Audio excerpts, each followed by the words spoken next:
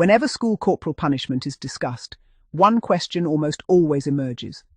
Did boys and girls experience it differently? At first glance, the answer might appear obvious. Boys were generally punished more frequently than girls, particularly in schools where discipline was strict and physical punishment formed part of everyday life. Yet frequency alone tells us very little about how punishment was experienced or remembered. The reality was far more complicated. Former pupils often recall that boys expected to be punished. From an early age, many were taught that misbehavior would have consequences. Whether at home or at school, they grew up believing that discipline was simply part of life. Girls, however, were often perceived differently. Some people believed girls were punished less often, treated more gently, or simply spoken to rather than physically disciplined.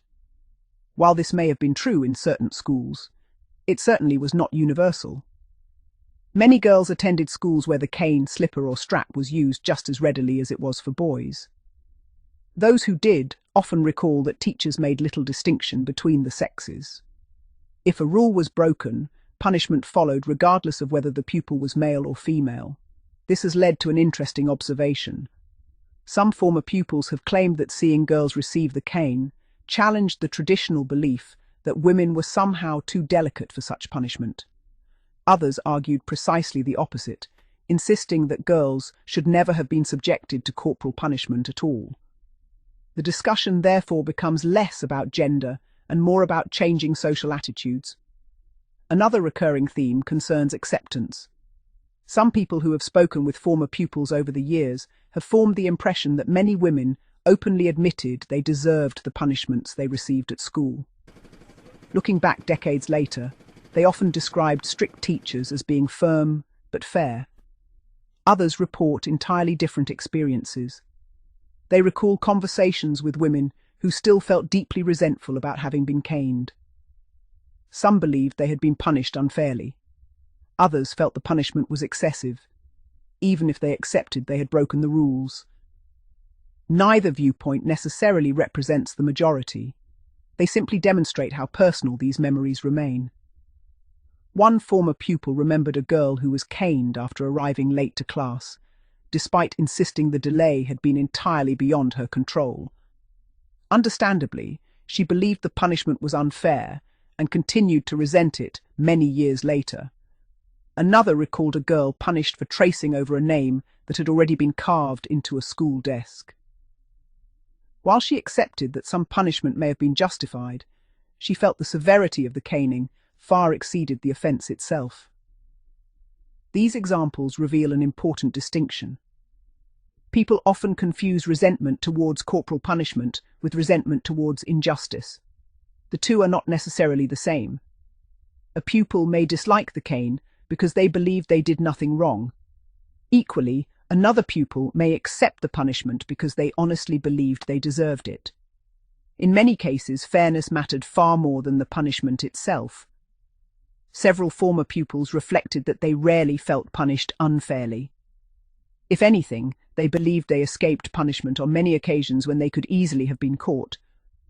One woman remembered receiving the cane for truancy alongside another girl. The boys involved in the same offence received strokes across the seat of their trousers, while the girls received strokes across the hands. At the time, she believed the boys had received the easier punishment because clothing provided some protection.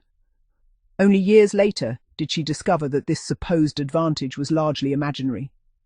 Another former pupil recalled standing before a deputy head after a particularly embarrassing incident. The punishment announced seemed frighteningly severe, yet when it was finally administered, it proved less harsh than expected. Looking back, she remembered trusting the deputy head's judgment, even when she disagreed with the original decision. Such memories suggest that confidence in the person delivering punishment could influence how it was remembered. This raises another fascinating question. Did boys and girls react differently because of their personalities, or because society expected them to behave differently? Some observers believe boys were encouraged to endure hardship without complaint. They were expected to accept punishment, however unfair, as simply part of growing up. Girls, they argue, were more likely to question whether something was fair or unfair. Others reject this completely. They point out that boys are just as capable of protesting, "It's not fair," while many girls quietly accepted punishment without complaint. Perhaps the real difference lay not between boys and girls at all, but between individuals. Every child arrived at school with a different upbringing, different expectations, and a different understanding of authority. Some accepted rules without question, others challenged them. Some feared punishment intensely, others feared humiliation far more. As the years passed and society gradually moved away from physical discipline, these individual memories became even more diverse. Some people remember strict schools with surprising affection, others remember them with lingering resentment. Neither memory can cancel out the other. Together, they remind us that school corporal punishment was never experienced in quite the same way by any two pupils, regardless of whether they were boys or girls.